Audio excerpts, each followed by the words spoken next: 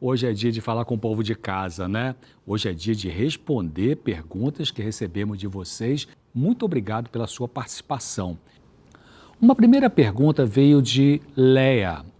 Ela disse assim: eu peço ajuda pela minha saúde espiritual. Estou no quadro depressivo, já tenho gastrite e estou com o meu corpo todo dolorido. Já fiz vários exames e nada descobriram.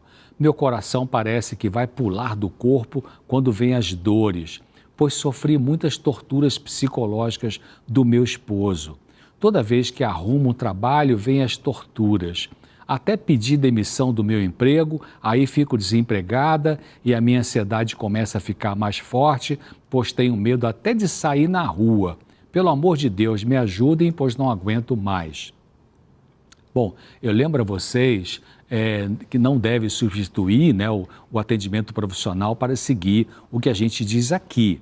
Eu recomendo praticar o que nós ensinamos e manter o seu tratamento com seu médico ou seu psicólogo. Ao fazer o que nós orientamos aqui, melhorando o que acontece em muitos casos, nós temos feedback disso, fale com um profissional que atende você sobre a sua melhora e com certeza ele vai talvez reduzir a medicação se você está usando ou até vai suspendê-la. Leia, você fala de sintomas que parecem ter relação com o abuso sofrido no seu casamento. Não anule a sua vida profissional por causa de maus tratos do seu companheiro. Veja se ele aceita a terapia de casal. Se ele não quiser ir, explique que você não quer mais ficar sofrendo com as torturas dele e procure ajuda para você. Deus pode usar um bom psicólogo para lhe ajudar a se tornar resistente emocionalmente e não abandonar seu trabalho por causa dos abusos do seu marido. Comece cuidando melhor de você, e isso significa viver a sua individualidade em vez de se anular. Ao conseguir o próximo emprego, não desista. Quando seu marido começar as torturas psicológicas, fale firme com ele que você não quer mais esse estado de coisas e que ou ele procura um tratamento ou você vai precisar tomar uma atitude mais drástica. Uma pessoa agressiva não tem o direito de continuar indefinidamente a perturbar os outros sem que seja colocado um limite firme para parar com os abusos. Peça ajuda a alguém capaz de te ajudar. Não prejudique mais a sua saúde por recuar diante dele. Comece um novo trabalho e inicie um tratamento psicológico ao mesmo tempo.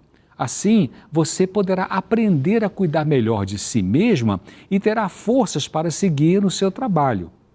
A Bíblia diz uma coisa interessante quando fala assim: pois assim diz o alto e sublime, que vive para sempre e cujo nome é santo, que é Deus, né? Ele diz: habito no lugar alto e santo, mas habito também com o contrito e humilde de espírito, para dar novo ânimo ao espírito do humilde e novo alento ao coração do contrito.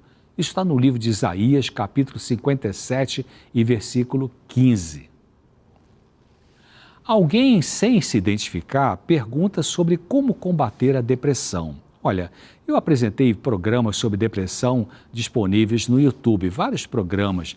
Veja os claramente maiores lá no youtube.com/claramentent, de Novo Tempo.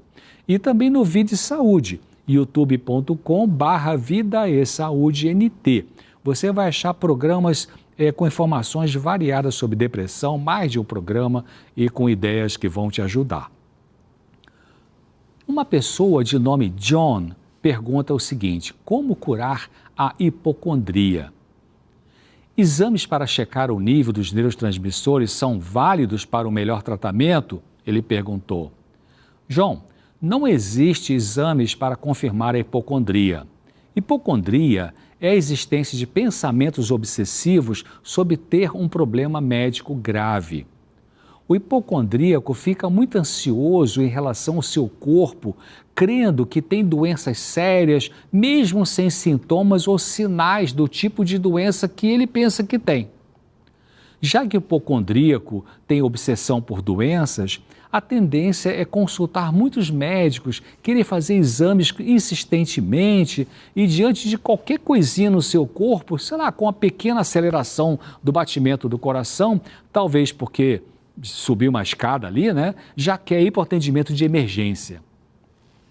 Algumas pessoas desenvolvem a hipocondria ou mania de doenças por ter sido vítima de enfermidades graves no passado, por ter sofrido algum episódio bem traumático, talvez como uma cirurgia complicada, um acidente com sequelas físicas e mentais, ou por sofrer de TOC, transtorno obsessivo compulsivo.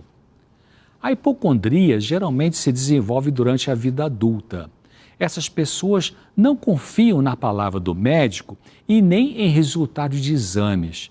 Se sai de uma consulta médica em que o profissional viu que não existe doença real, o hipocondríaco geralmente não gosta e já pensa em marcar uma consulta com outro médico.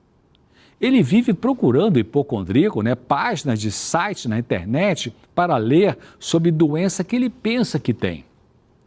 Vive medindo a pressão arterial, contando o batimento do coração, verificando a temperatura do corpo. E alguns usam remédio por conta própria justamente por causa da ideia de ter essa ou aquela doença. O tratamento da hipocondria é principalmente psicoterápico com psicólogo clínico. Nesse tratamento, a pessoa é ajudada a identificar pensamentos e crenças negativas, catastróficas, exageros de interpretação de sintomas normais do corpo. Ela aprende a confrontar e questionar esses pensamentos obsessivos doentios em vez de ser dominada por eles e sofrer. Em casos com muita ansiedade, pode ser usado temporariamente um medicamento para reduzir a angústia até que a pessoa comece a ter bons resultados do atendimento psicológico com a psicoterapia. Uma pessoa que foi minha paciente quando eu fiz um diagnóstico de transtorno bipolar, mas que se mudou para um outro país e não seguiu o tratamento comigo, mandou a sua questão. Naquele novo local de moradia, ele procurou tratamento e disse que os médicos passam muitos remédios fortes e ela não se sente bem. Ela quer saber se o lítio 20 miligramas ajuda no tratamento da doença bipolar e se a filha dela, adolescente, com sintomas parecidos com os dela, poderia ser também bipolar por causa da genética ou do convívio. Bom, obrigado pelo seu contato. Olha, o seguinte, o carbonato de lítio está indicado para o tratamento de doença bipolar, especialmente na fase das crises eufóricas. Mas, em geral, se prescreve comprimido de lítio de 300 miligramas e não de 20 miligramas. Talvez esse lítio que você compra sem receita não seja o carbonato de lítio, então não funciona para bipolar. Quando a pessoa com doença bipolar inicia o tratamento com carbonato de lítio, o médico pede um exame de sangue chamado litemia, que mostra o nível de lítio no sangue. Isso é importante porque no tratamento com carbonato de lítio, o nível sanguíneo de lítio precisa estar entre 0,7 ou 0,8 até 1,2 miliequivalente por litro. Abaixo de 0,7, o remédio pode não funcionar. E acima de 1,2, ele pode ser tóxico. O fator genético influi nas doenças que podem surgir nos filhos. Entretanto, a genética não explica tudo, porque a genética não é uma condenação, e sim uma propensão. Ou seja, se o pai ou a mãe tem transtorno bipolar ou outra doença mental, isso não significa necessariamente que seus filhos terão a mesma enfermidade. Entretanto, a tendência para ter a doença é maior comparado com as famílias sem aquela enfermidade. O que favorece o surgimento de doença mental numa pessoa passa pela genética, pela epigenética, que são fatores ambientais que influem no comportamento da pessoa, especialmente na gestação e nos anos iniciais da infância, e também depende do tipo de sensibilidade emocional daquele indivíduo. Depende de traumas vividos, recursos internos que a pessoa pode ter ou não, e também de fatores espirituais, além dos sociais.